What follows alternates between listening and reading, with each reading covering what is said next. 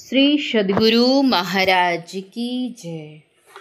संत को भगवंत से भी बड़ा कहा गया है, लेकिन जिस समय संत लोग होते हैं उस समय उनकी पहचान कोई विरले ही कर पाते हैं।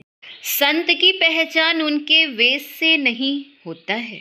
संसार में वेश विशेष से लोगों को तुरंत पहचान जाते हैं, जैसे वेश विशेष से डॉक्टर की पहचान, पुलिस की पहचान, वकील की पहचान कर लेते हैं और लोग उनके समीप चले जाते हैं। लेकिन संत की पहचान उनके वेश विशेष से कदापि नहीं हो सकता है। इसलिए तो संत तुलसी साहब ने कहने की कृपा की है, जो कोई कहे साधु को चिन्हा, तुलसी हाथ कान पर दिन्ना। संसार में डॉक्टरी पोशाक पहनकर भी लोगों को ठग लिया करते हैं। इससे स्पष्ट होता है कि सिर्फ ड्रेस कोड यानी वेश विशेष से सही पहचान नहीं हो सकती है। अंतर्निहित गुण विशेष से सही पहचान संभव है। अपने समय के संत महापुरुष को नहीं पहचान सकने के कारण लोगों ने उन्हें कष्ट दिया, उनका घोर विरोध किया, यहाँ तक कि जिंदा जला दिया। इस्लाम धर्म के प्रवर्तक मोहम्मद साहब को दुर्व्यवहार का सामना करना पड़ा। स्वामी दयानंद को दूध में विष देकर मार दिया गया। एक उल्टा नारी को बहकाकर भगवान बुद्ध के ऊपर चरित्रहीनता का दोषारोपण किया गया। भक्तिन मीराबाई को उल्टा कहकर अपमानित किया गया। संत पलटू दास जी महाराज को जलती हुई आग में फेंक दिया गया। कबीर साहब एवं सिख के गुरुओं को जो यातनाएं एवं कष्ट दिए गए वे जग जाहिर हैं। हमारे गुरु महाराज संत सद्गुरु महर्षि में ही परमहंस जी महाराज को भी दुष्टों ने कम कष्ट नहीं दिया है। महर्षि संत सेवी परमहंस जी महाराज अपने प्रवचन में गुरु महाराज पर दुष्टों के द्वारा अत्याचार की घटनाओं को इस प्रकार सुनाने की कृपा किया करते थे। आरंभ में गुरु महाराज सिकलीगढ़ धरहरा में रहते थे। एक महिला को किसी ने सिखला दिया भूत खेलने के लिए। वह भूत खेलती थी।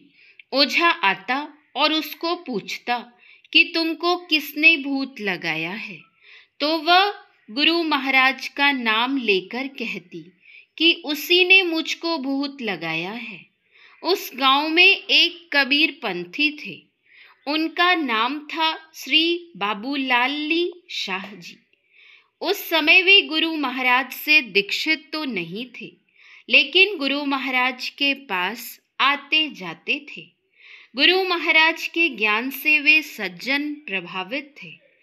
उनको मालूम हुआ कि महर्षि जी पर यह महिला झूठ मूठ आरोप लगा रही है। एक दिन वे जाते हैं उनके पास, जब वह भूत खेल रही थी और गुरु महाराज का नाम बतला रही थी। वे उस गांव के प्रतिष्ठित व्यक्तियों में से थे। उन्होंने उस महिला को डांटकर कहा, तुम्हारा सारा भूत हम निकाल देंगे।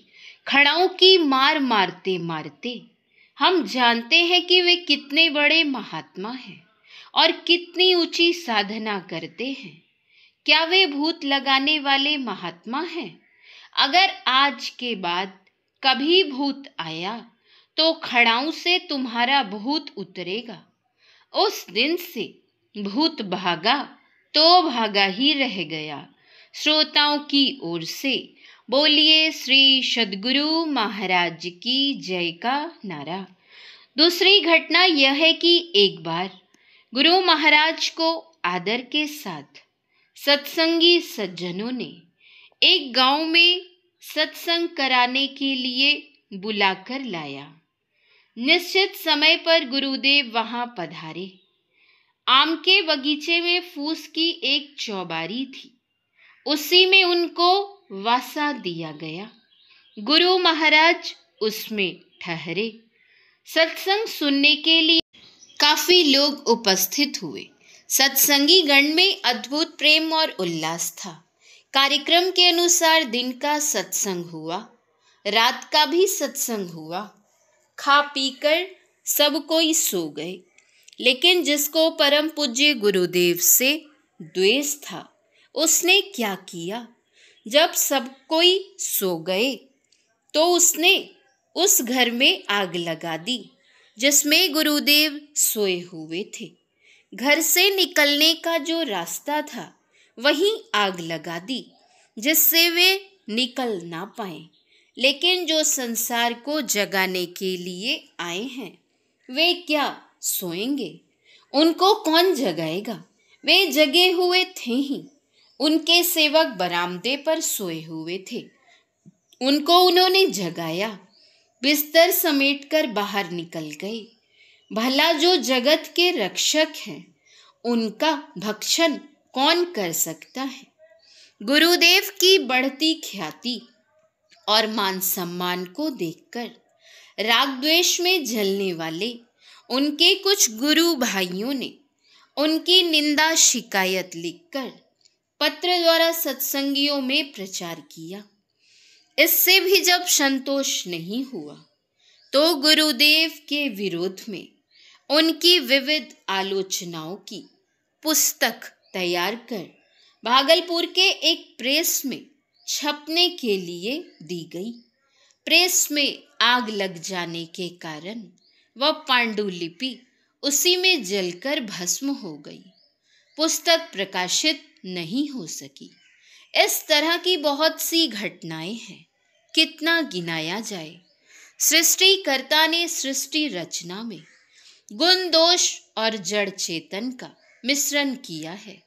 यही हेतु है कि सृष्टि के आदिकाल से संसार में संत असंत और शिष्ट अशिष्ट दोनों प्रकार के लोग होते चले आ रहे हैं। आज भी यह संसार संत असंत से शून्य नहीं है। दोनों ही धन्य हैं, क्योंकि दोनों ही अपने अपने कर्तव्य पालन में किंचित भी कसर नहीं रखते। जैसे क्षीर और नीर मिश्रित रूप से हंस क्षीर को ग्रहण कर नीर को छोड़ देता है, उसी प्रकार विवेकी जन सत्य को, सार को और सद्गुण को ग्रहण कर असत्य का, असार का और अवगुण का परित्याग करते हैं। जड़ चेतन गुण दोषमय विश्व कीन करतार, संत हंस गुण गहहि पए परिहरिवारी विकार। संतों की पहचान बहुत कठिन है। अपनी जान पर खेलकर संतों ने इस ज्ञान का प्रचार किया। वह ज्ञान बाहरी ज्ञान नहीं है, आंतरिक ज्ञान है। उसके साथ कोई बाहरी आडंबर नहीं होता, आंतरिक ज्ञान होता है। वह ज्ञान जिसको ब्रह्म ज्ञान कहते हैं, आत्म ज्ञान है, जिससे आत्म कल्याण होता है, प्रभु की प्राप्ति होती है, आवागमन का चक्र छूटता है।